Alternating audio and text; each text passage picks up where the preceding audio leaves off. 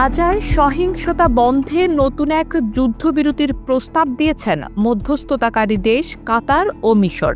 ৫ থেকে ৭ বছরের জন্য স্থায়ী যুদ্ধবিরতির প্রস্তাবসহ এই পরিকল্পনায় রয়েছে গাজা থেকে ইসরায়েলি সেনা পুরোপুরি প্রত্যাহার, বন্দি বিনিময় এবং যুদ্ধের আনুষ্ঠানিক সমাপ্তির শর্ত। প্রস্তাবটি হামাসের জ্যেষ্ঠ নেতারা কায়রোর আলোচনার জন্য গ্রহণ করেছেন, যদিও ইসরায়েল এই নিয়ে এখনও আনুষ্ঠানিক প্রতিক্রিয়া জানায়নি। কাতার ও মিশরের পেশ করা এই নতুন পরিকল্পনায় বলা হয়েছে, হামাসের হাতে থাকা ইসরায়েলি জিম্মিদের মুক্তির বিনিময়ে ইসরায়েলের কারাগারে থাকা ফিলিস্তিনি বন্দীদের ছেড়ে দেয়া হবে। পাশাপাশি গাজা থেকে ইসরায়েলের সেনাবাহিনী সম্পূর্ণরূপে প্রত্যাহার করে নেয়ার মাধ্যমে যুদ্ধ শেষ করার প্রস্তাব দেয়া হয়েছে।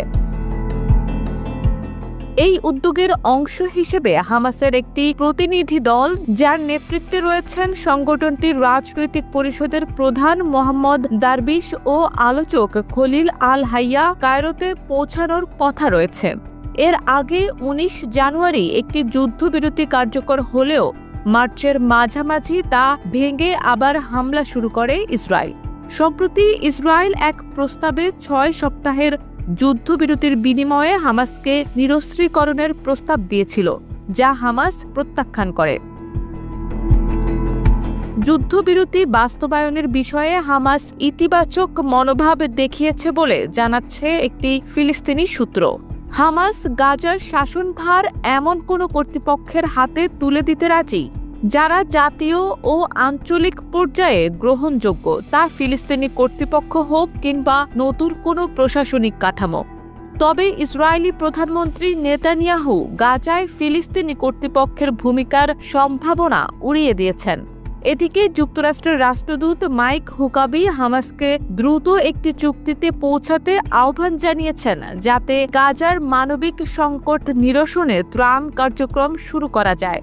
গত ২ মার্চ থেকে ইসরায়েলের ত্রাণ প্রবেশে বাধা দিচ্ছে, যার ফলে খাদ্য, পানি, জ্বালানি ও চিকিৎসা সামগ্রীর ভয়াবহ ঘাটতি দেখা দিয়েছে। জাতিসংঘের সংস্থা UNRW এর প্রধান জানিয়েছেন, গাজা এখন এক হতাশার ভূমিতে পরিণত হয়েছে, যেখানে অনাহার ছড়িয়ে পড়েছে। ত্রাণ বোঝাই কয়েক হাজার ট্রাক সীমান্তে অপেক্ষা করলেও প্রবেশ করতে পারছে না। তিনি সতর্ক করেছেন, মানবিক সহায়তাকে যুদ্ধের অস্ত্র হিসেবে ব্যবহার করা হচ্ছে। গাজায় ইসরায়েলি হামলায় মৃতের সংখ্যা ৫০,০০০ ছাড়িয়েছে, যাদের বেশিরভাগই নারী ও শিশু।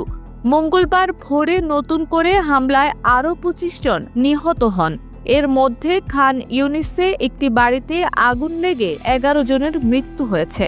গাজা জুড়ে এই সহিংসতা থামাতে নতুন করে কূটনৈতিক উদ্যোগ শুরু হলেও বাস্তবায়ন কতটা সম্ভব হবে তা এখনও অনিশ্চিত।